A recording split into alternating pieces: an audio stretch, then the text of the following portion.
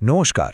আজ আমরা ভারতের সামরিক বাহিনীর ইতিহাসে একটা বিরাট পরিবর্তন নিয়ে কথা বলতে যাচ্ছি, যেটা হলো নতুন থিয়েটার কমান্ড। বলা হচ্ছে কয়েক দশকের মধ্যে এটাই সবচেয়ে বড় সংস্কার। প্রায় ২৭টা বছর, হ্যাঁ, দীর্ঘ ২৭ বছরের অপেক্ষার পর অবশেষে ভারতীয় সশস্ত্র বাহিনীতে একটা যুগান্তকারী বদল আসতে চলেছে। আর সবচেয়ে বড় খবর হলো ৩ বাহিনী মানে আর্মি, এয়ারফোর্স আর নেভি এই থিয়েটার কমান্ডের ব্যাপারে একমত হয়েছে। শুধু তাই নয়, এর ৯০%-এরও বেশি প্ল্যানিং কিন্তু ইতিমধ্যেই সারা। তো আজকের আলোচনায় আমরা এই ৫টা পয়েন্ট ধরে এগোব। দেখব এই সংস্কারটা ঠিক কী, কেন দরকার পড়ল, আর কিভাবে এটা ভারতের সামরিক শক্তিকে ভবিষ্যতের জন্য তৈরি করবে। দেখুন, বর্তমান সিডিএস জেনারেল অনিল চৌহানের নেতৃত্বে এই যে বিশাল কাজটা হচ্ছে, এটা আসলে ভারতের প্রথম সিডিএস প্রয়াত জেনারেল বিপিন রাওয়াতের একটা স্বপ্ন ছিল। বলা যেতে পারে সেই স্বপ্নটাই এখন সত্যি হতে চলেছে। এটা ভারতের সামরিক ইতিহাসে একটা নতুন অধ্যায়ের শুরু। আচ্ছা, তো আসল কথায় আসা যাক। এই যে আমরা বারবার বলছি থিয়েটার কমান্ড বা থিয়েটারাইজেশন, জিনিসটা আসলে কি? চলুন একটু ভেঙে বোঝা যাক। এর মূল কনসেপ্টটা খুবই সহজ। একটা নির্দিষ্ট ভৌগোলিক এলাকা, তার জন্য একজনই কমান্ডার, আর তার অধীনেই থাকবে আর্মি, নেভি আর এয়ারফোর্স। মানে ৩টে বাহিনী একটা টিম হিসেবে কাজ করবে। যুদ্ধক্ষেত্রে ৩টে আলাদা মাথা নয়, একটাই মাথা থেকে নির্দেশ আসবে। আর এর ফলে যা হচ্ছে সেটা কিন্তু বেশ ইন্টারেস্টিং। আর্মির চিফ, নেভির চিফ আর এয়ারফোর্সের চিফ, মানে ৩ বাহিনীর প্রধানরা, তারা এখন আর সরাসরি যুদ্ধ পরিচালনা করবেন না। তাদের মূল কাজ হবে নিজেদের বাহিনীকে তৈরি রাখা, ট্রেনিং দেওয়া আর প্রয়োজনীয় জিনিসপত্র যোগান দেওয়া। আর লড়াইয়ের পুরো দায়িত্ব, মানে অপারেশনাল কন্ট্রোল, সেটা চলে যাবে থিয়েটার কমান্ডারদের হাতে।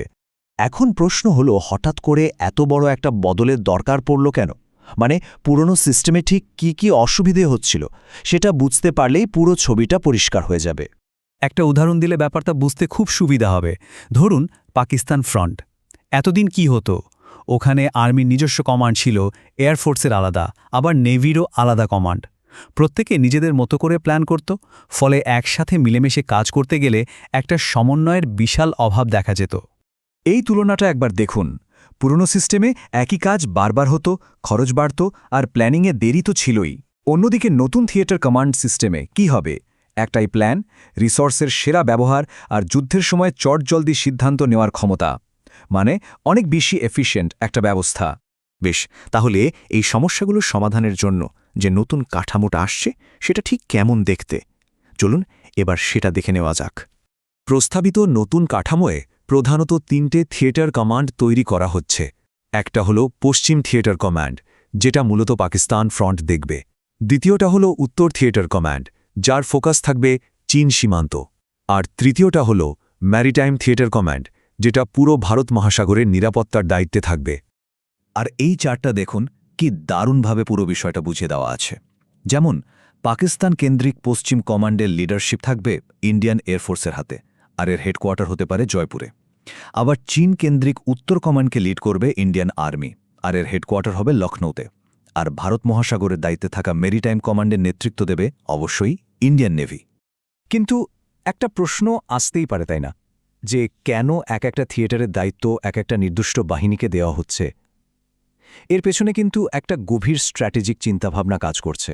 এর কারণটা হলো, যে এলাকায় যেমন হুমকি, সেখানকার নেতৃত্বও তেমন।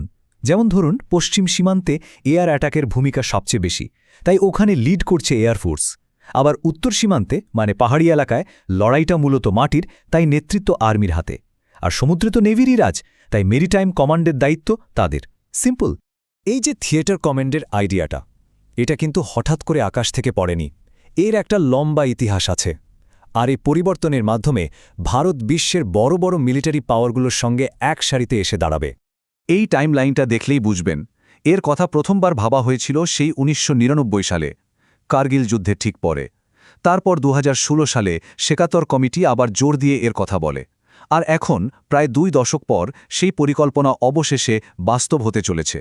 আর এটা কিন্তু কোনো পরীক্ষামূলক ধারণা নয়, এটা একটা tried and tested model. America, চীন, রাশিয়ার মতো দেশগুলো এভাবেই কাজ করে। এমনকি আমাদের দেশেও আন্দামান ও নিকোবর কমান্ডে এটা সফলভাবে কাজ করছে। আর ত্রিশূলের মতো সাম্প্রতিক মহড়াগুলো তো দেখিয়ে দিয়েছে যে ৩ বাহিনী একসাথে কতটা শক্তিশালী হতে পারে। এই নতুন ব্যবস্থার সঙ্গে আরও একটা গুরুত্বপূর্ণ জিনিস যোগ হচ্ছে, সেটা হলো vice chief of defence staff বা ভাইস সিডিএস নামে একটি নতুন 4-স্টার পোস্ট। এই পদের মূল কাজ হবে 3 বাহিনীর প্রধানদের মধ্যে সমন্বয় আরও বাড়ানো, যাতে পুরো সিস্টেমটা আরও মসৃণভাবে চলে। 2016 সালে শেকাতকর কমিটির একটা কথাই পুরো ব্যাপারটাকে খুব সুন্দরভাবে তুলে ধরে। এটি 3টি পরিষেবার মধ্যে সমন্বয় আনবে এবং সম্পদের ব্যবহারে বর্ধিত দক্ষতার দিকে পরিচালিত করবে। এটাই হলো আসল উদ্দেশ্য।